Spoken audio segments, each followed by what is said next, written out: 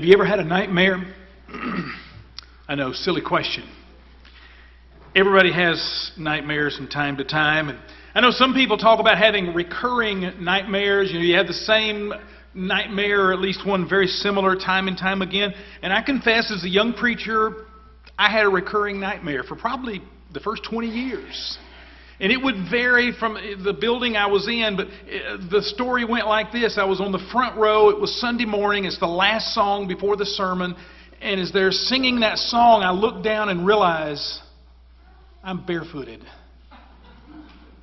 Or sometimes I would only have on socks. I mean, with my clothes, obviously, but no shoes, just socks. And I'm frantically thinking, what am I going to, can I get from the front row to the pulpit and nobody, no, it's not going to work. Now, that may seem silly to you, but as a young preacher, that was really a frightening thing. You know, you wake up and had that dream in it. And maybe you have a recurring nightmare that's bothered you through the years. But what's the worst nightmare you've ever had? Was it falling off a cliff? Were you drowning? Was someone chasing you? I'm sure we all could tell stories about nightmares that we've had. And I know sometimes I'll wake up after a nightmare and you think, wow, that seems so real. I'm so glad that was only a nightmare. But you know, I would suggest to you tonight that regardless of how bad your nightmare may be or has ever been, there is a far greater nightmare that you may experience.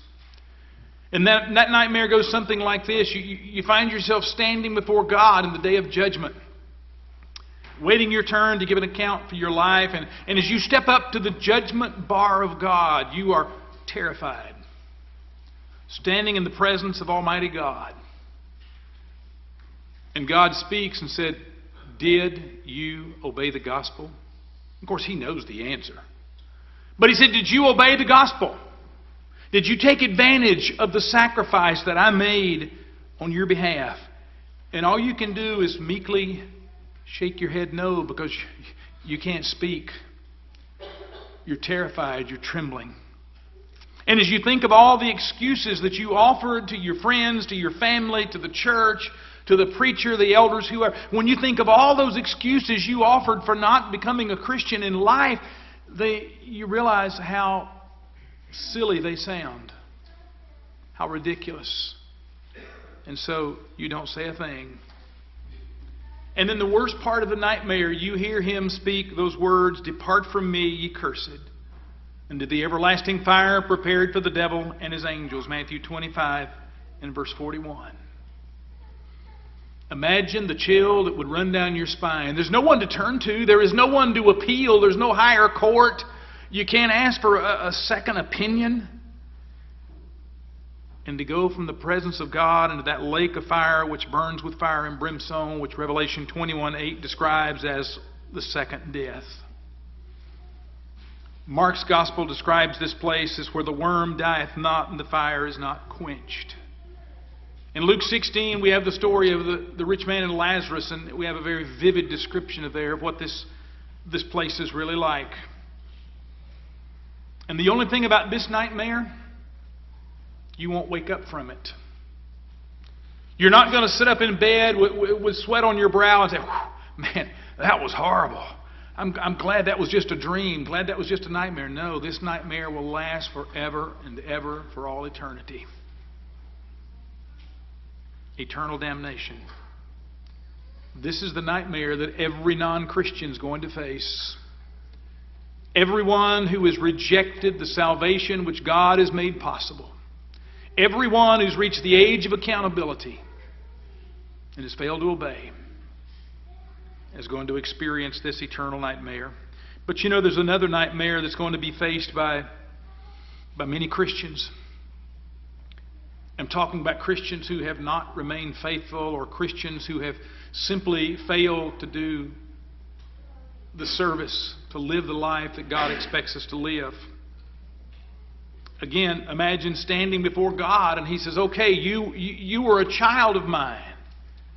You were a child of God. Why didn't you live the way you knew you should live?"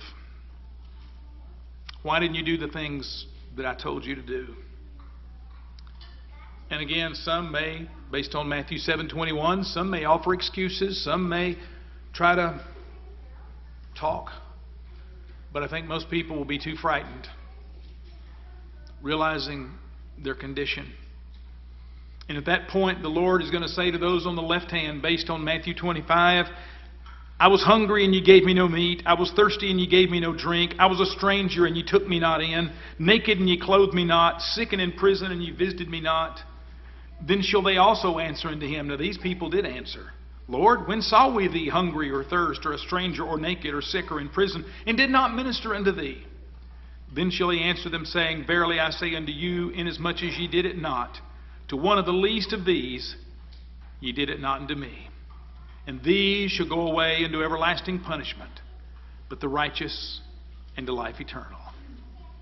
And again, this nightmare will be for all eternity. It won't be for a few years, a few centuries. This nightmare will last forever and ever and ever. You know, it's one thing to wake up in your bed trembling and sweating and realize that it's just a bad dream. And maybe you can close your eyes and fall back asleep. But it's quite another to wake up in a devil's hell. To know that I'm eternally separated from God, from all of His children, from all of my loved ones who were faithful children of God. That's the worst nightmare that I can possibly imagine. But the good news is both of these nightmares can be avoided. Because you see, we're still alive. We've not been called into judgment before God. We have the opportunity to become a Christian. We have the opportunity to make our life right as a child of God if we've not been living as we ought to live. And so tonight, if you've not obeyed the gospel, let me encourage you, don't put it off. Don't play Russian roulette with your soul. Become a Christian tonight and then live faithfully as He would have you to live. And if you've not been the Christian you ought to be, make that right. Ask for the prayers of the church and ask for God's forgiveness. But whatever you need to do to prepare for eternity, why not do it tonight while we stand and while we sing? Jesus is